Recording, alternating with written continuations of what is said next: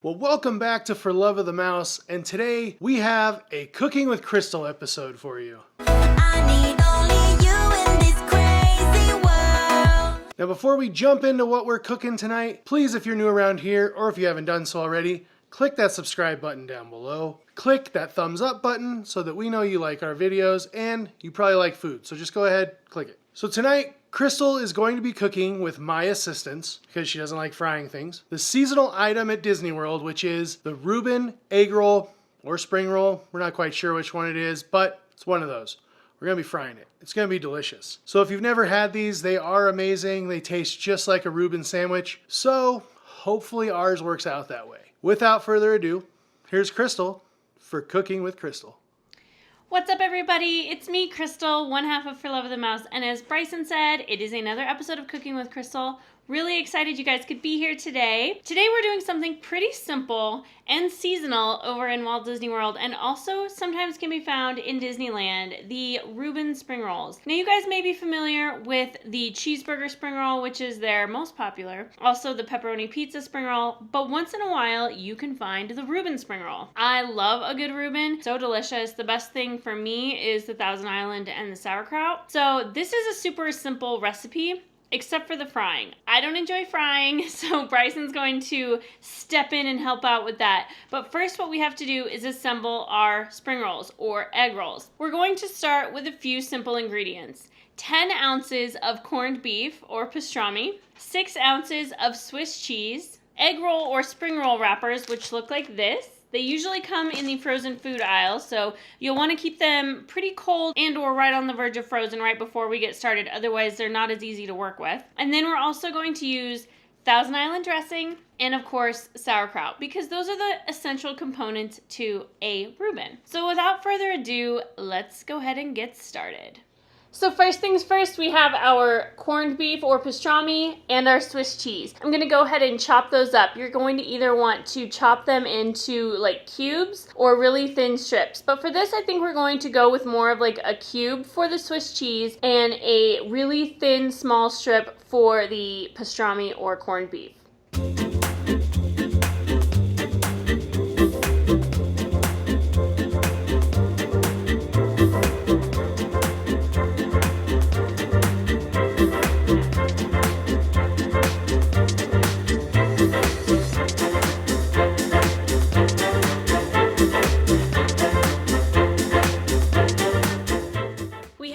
Swiss cheese and our corned beef all chopped up and ready to go. So I've grabbed a glass bowl. I also have my sauerkraut in here. So we used a sauerkraut from a bag. We used the Boar's Head brand. It came in a bag, so it was a little bit watery. Also, if you get it in a can, it's going to have a lot of liquid. You're not going to want all of that liquid for this because it's going to make the egg rolls or the spring rolls very soggy. So what I did is similar to what you would do with spinach, once like frozen spinach. After you microwave it, you want to squeeze out some of the excess water. So you can either use a cheesecloth or a dish rag of some sort that's obviously clean, or you can just use your hands. So I drained a lot of the liquid off, so this is what we end up with. As you can see, it's a little bit drier than what you would typically find directly out of the can or the bag.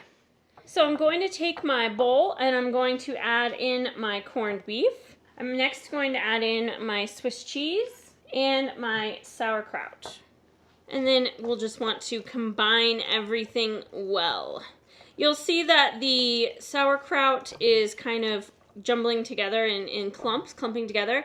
So you want to make sure you separate those. Also, if you have fresh corned beef, that's obviously going to be ideal. We didn't have that, so we just used some corned beef from our local deli. All right, there you have that. Now the last thing that we're going to do is we're going to add just a little bit of the Thousand Island dressing. We don't want to add a lot because we're going to use that as a dipping sauce, but this is going to serve as a little bit of a binder for the filling. So we just added probably about 3 tablespoons. So now we have our filling done and ready to go. So it's time to fold up our egg rolls. So we're going to take our egg roll wrappers. We're also going to take a little bit of water, or you can use an egg wash, which is simply an egg beaten, and you're going to stuff or fill your egg rolls and then wrap them. After that, Bryson's going to come back and he's going to fry them up. So you want to take your egg roll wrapper and place it at a diagonal from where you are on your workspace.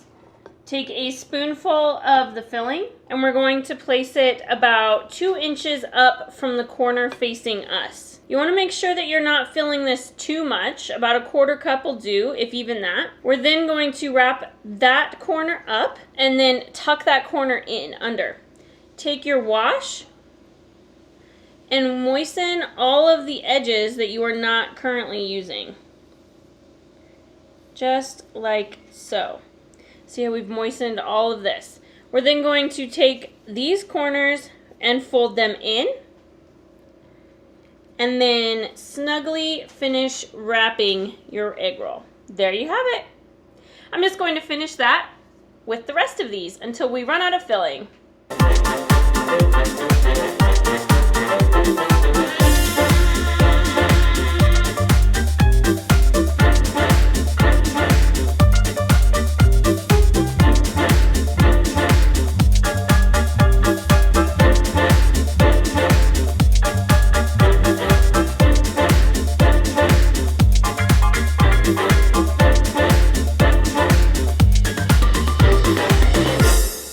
So now it's time to fry. What we are going to do is we're going to take some vegetable oil. We're going to get a pan, fill up the vegetable oil, and then we're going to take our candy thermometer, make sure we get it up to 350 degrees. I'm going to drop in a couple egg rolls, get them frying, get them crisp. And then once they start turning a good golden brown, they're all done, ready to come out. We'll have another plate with paper towel down, get the excess grease off of them, and then voila, it's time to dig in. All right, enough talking, let's get to frying.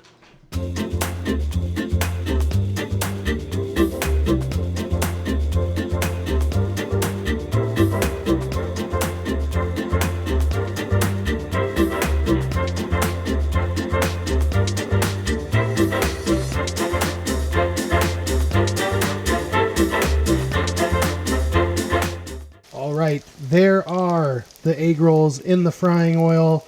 Got it to 350 degrees. Gonna let it go for about 2 minutes on each side, like I said, or golden brown.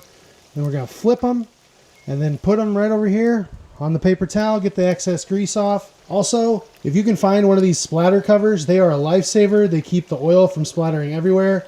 I will put a link down below so you can find one. Bryson is putting the last batch in the fryer. These are the ones that have come out already. They look delicious. And there are the finished egg rolls right there. They're golden brown, just like they're supposed to be. They are crisp. I am actually quite proud of these. I was extremely worried I was gonna burn them because I had never done anything like this before, frying wise. Pat myself on the back. I'll go ahead and do that. I am done with my job, so now it's back to Crystal. These turned out so awesome. I'm so proud of us. This is a first for us. I think they turned out great. Super excited to try one. And we just put them on a plate, put a little Thousand Island in the center. These would be perfect for appetizers. These would be perfect for a football game, any kind of just gathering. I think these would be great crowd pleasers. I'm gonna try one. Dip it in a little sauce. Be still my heart. These are amazing.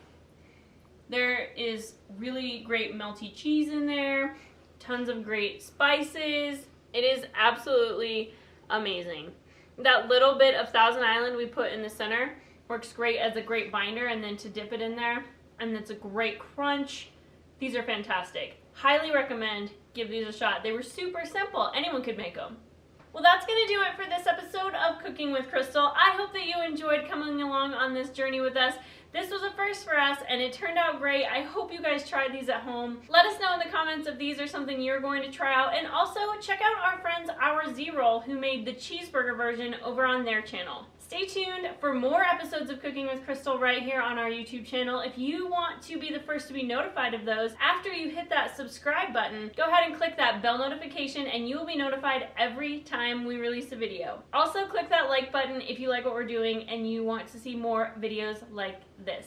Thank you guys so much for stopping by, and for the love of the mouse, never forget that it all started with a mouse. We only need the two.